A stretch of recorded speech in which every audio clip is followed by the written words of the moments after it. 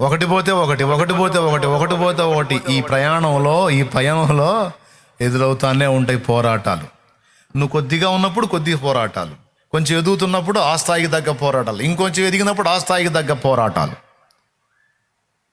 ప్రతికూలతలు, పోరాటాలు లేకుండా విజయం ఎక్కడా, అనుభవం ఎక్కడా, కిరీటం ఎక్కడా? కాబట్టి ఎట్లనన్నా కానీ నిన్ను ఎత్తి మీద కిరీటం పెట్టాలని ఆయన గోల.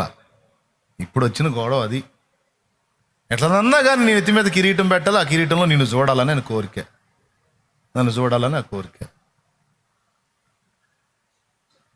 మరి నువ్వు మోయలేనంత పెట్టేవాడు కాదు, కఠినమైన నువ్వు మోయలేనంత బరువులు పెట్టే తండ్రి కాదు నీ తండ్రి. ఒకటైతే కన్ఫామ్గా చెప్తాడు, పోరాటం అయితే తప్పదు తల్లి, ప్రతికూలతలు అయితే తప్పవు నాన్న. కాదులే అయ్యా, పౌలు గారికి అన్ని పెట్టావు కదా, నాకు అట్ట ఉంటుందేమో అని. నీకు అంత సీన్ లేదులే, కానీ నీకు నీ రేంజ్కి ఈ జాలే, ఈ ఏడు కొంచెం ఏదన్నా నువ్వు ముందుకెళ్తే ఇంకేమన్నా చూద్దాం. ఏందయ్యా చూసేది ఎగసాట్లా? ఏం బహుమానాలు అయ్యింది?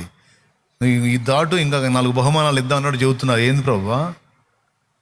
మరి అవి శ్రమలలాగా, శోధనల్లాగా కనబడుతున్నాయి, కానీ అవి మారు రూపంలో ఉన్న బహుమానాలు అవన్నీ. అదే అసలు విషయం. అవన్నీ మారు రూపంలో ఉన్న బహుమానాలే.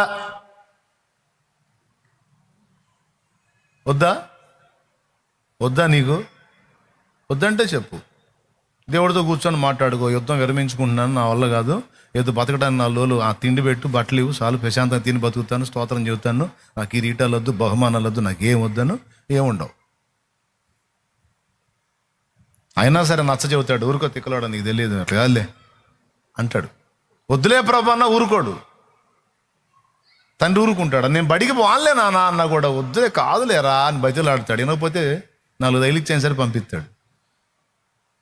ఎందుకు? ఎట్లనన్నా కానీ నీకు అంత విద్య నేర్పి రేపు నీ ఫ్యూచర్ నువ్వు పదిలంగా ఉండాలని నాన్న కోరికే. ఈ నాన్న బాధ కూడా అదే. దేవునికి మహిమ.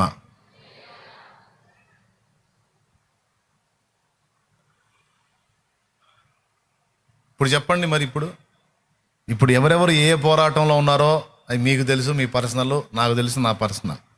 మొత్తానికైతే పోరాటంలో ఉన్నారా లేదా? ఎవరికి దగ్గర ఫైటింగ్లో వాళ్ళు ఉన్నారా లేదా? ఉంటే చేతులు ఎత్తండి అన్న, నేను ఉన్నాను అన్న. అది ఎవ్వరు ఖాళీగా లేరాడా. ఉంచడు ఉండనీయడు, అది ఇప్పుడు గొడవ.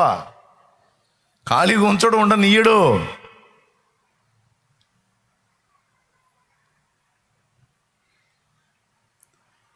సేవ చేస్తున్నారు మనవాళ్ళు, అన్నీ తీసుకొచ్చి నీకు అనుకూలంగా పెడితే నువ్వు పొడిసే పోటే ఉందమ్మాడ. పాస్టర్ గారు ఏమ్మా, మంచి మంచి విశ్వాసుల్ని, మంచి ప్రేమ కలిగిన విశ్వాసుల్ని, బాగా సమృద్ధి గల విశ్వాసుల్ని, సౌండ్ విశ్వాసుల్ని, అన్ని వాళ్లే చూసుకున్న విశ్వాసుల్ని, నీ కారు కొనిపెట్టే విశ్వాసుల్ని, నీకు రైలు కొనిపెట్టే విశ్వాసుల్ని, అన్నీ చేసే విశ్వాసుల్ని, అసలు నీకు ఏ నొప్పి తగలకుండా రథం దిగటం ఎక్కటమే నీ పని.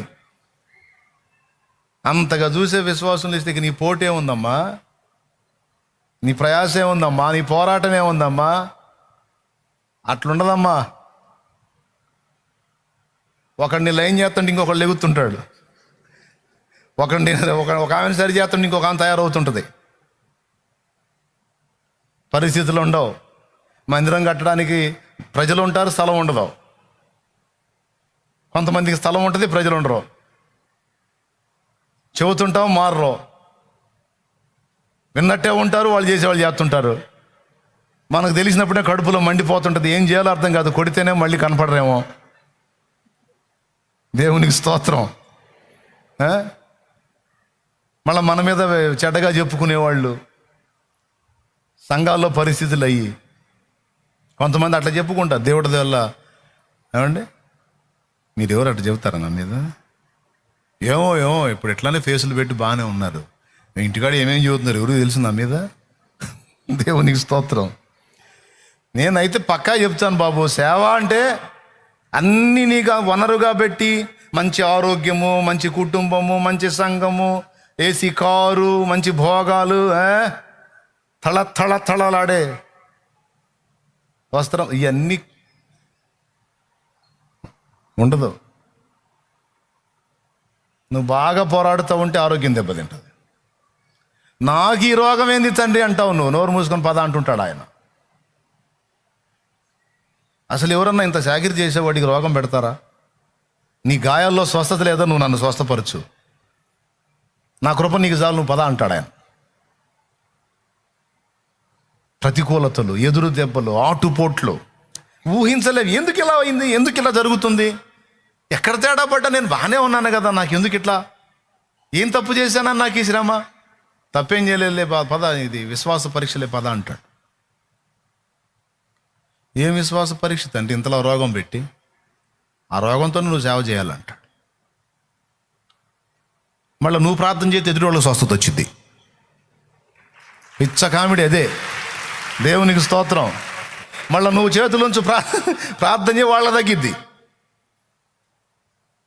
వాళ్ళే వచ్చి చెబుతుంటారు నీ దగ్గరికి వచ్చి, అన్నయ్య మొన్న రిపోర్ట్ తీసుకొని నీ దగ్గరికి వచ్చాను, ఆ రోజు ప్రార్థన చేసావా, మళ్ళీ పోతే రిపోర్ట్ మారిపోయింది అన్నయ్య.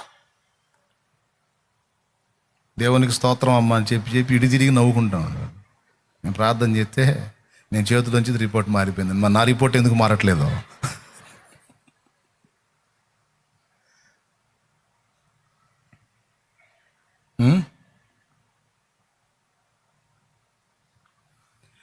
తుఫానులు తమ్ముడు, తుఫానులు. నా జీవిత యాత్రలో ఎన్నో తుఫానులు,